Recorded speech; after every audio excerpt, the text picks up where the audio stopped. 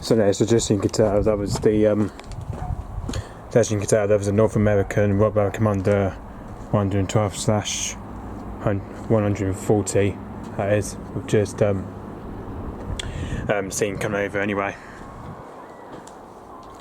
Which obviously, just so you can tell, the registration here is to IKE. Obviously, it's saying there's no course on it though, anyway. But obviously, this is like the one registration that this one got took over from the G-Tech, anyway, from the other Rockwell Commander, anyway, from the previous Rockwell Commander.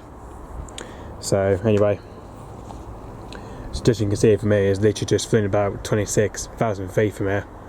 So it's literally just flown at 26,000 feet from here. And as you can see, this is where it's taken off from. It's literally just taken off from its base that Cornwall Airport Nuclear, as I might have took off at Nuclear probably just around 11:33 AM. So yeah, this is where it started its route from, just over Pasto, and then it ended up over at Lou. Anyway, this is where it started its route from Pasto, and then into south coast, sort of as it started all the way from Lou. It did, and as you can see, it's done a loop just over at St Austell.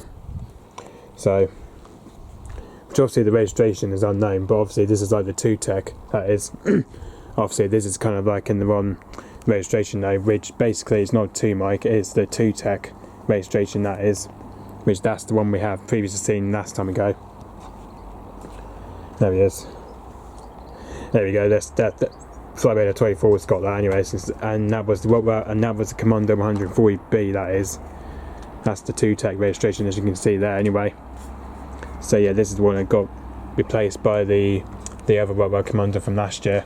I think this is the plane that got replaced from the other Rockwell Commander, which it was the G-Tech. It was.